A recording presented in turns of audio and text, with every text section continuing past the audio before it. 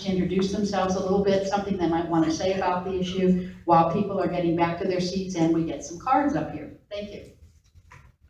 Well, I think most people already heard from me. I would just add, I have worked on both sides of this as a veteran, as a person who served in uniform, as well as a policymaker at the Pentagon and at the State Department. I'm now in private practice now, but looking forward to everybody's questions. Hi everybody, my name is Lindsay Buckley and I'm here today representing for my boss, Chair Mary Nichols of the California Air Resources Board. California has a long history of addressing fossil fuel through air pollution and climate change policy, so I'm happy to kind of elaborate on what it is that we're doing here in the state if there are any questions about that. Most recently this year, the governor sort of doubled down on a lot of our climate goals, announcing a 40% greenhouse gas reduction target by 2030, in addition to a 50% petroleum reduction goal. He subsequently signed a bill called SB 350, which requires 50% renewable electricity by 2030 and 50% energy efficiency in existing buildings by 2030. So needless to say, California has a solid commitment to action on climate. We have a lot of successes that we've already shown from our policies.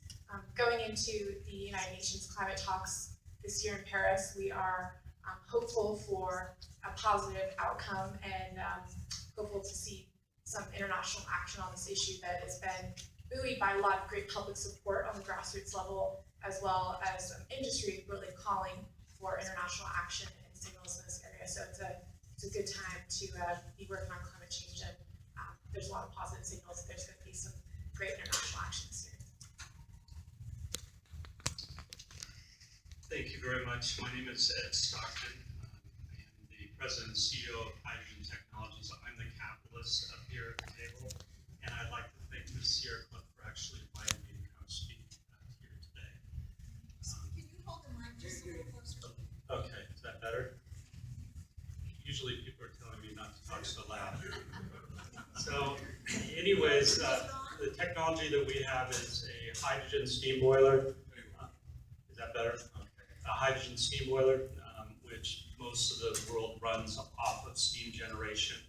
The target the governor has set is actually an easy target if you incorporate the technology that we're laying out. I'd like to make a special thanks to the Senior Vice President of Sales and Marketing, David Bowe, who has flown all the way from Connecticut here today. They just installed the hydrogen and storage system for the Pentagon, and they do work with the military, NASA, and many businesses around the world. I think you're in 75 countries, and we just signed a strategic alliance agreement with them to deploy our technologies united throughout the world. Thank you. Thank you to all of them. I think it's pretty impressive. I think that we're going to get some good information today. One question that came up repeatedly on the cards was, how do we get a copy? Or can we show this in our home? Or show it in another group? And it is now not yet fully available. You can talk to Mark about how we were able to bring it here, but there is an expense involved in having the film. It's nothing you can just obtain. You can go on to the website, The Burden, and see a trailer of it, but you can't see the whole movie at all, just to get a flavor of it. If you have a group that would like to have, has the money and can handle it, but it isn't available per se just yet. Okay, first question is for anybody who's up for it. Did Kissinger have a major, critical, important role in the creation of OPEC? I don't know who wants that. I can confidently say I have no idea. Before my time, unfortunately. Yeah, it was a little before my time as well. Sure, Google might be able to help us out with it. Well, I would like to be able to say it's probably before my time, but that's probably not the case. That's a complex question.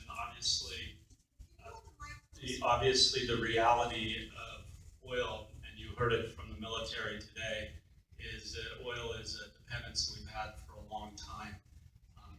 There was actually a change. Now, let me give you an idea. On the oil side, is that the change actually began by Commodore Stockton, who went to the U.S. Navy back in the 1800s and asked to change, because they had just invented a screw to propel a Navy ship in Switzerland, and he wanted to bring it and move the military from a sailing military to a steam pod, what's called steam pod, an oil-driven one or a coal-driven one.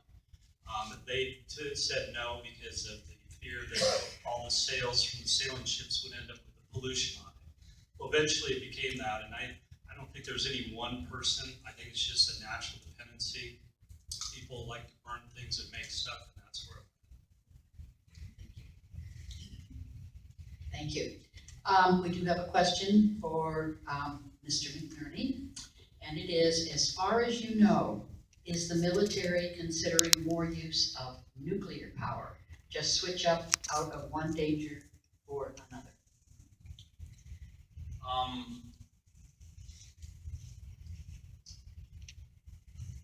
I guess in terms of electricity generation, I'm not sure.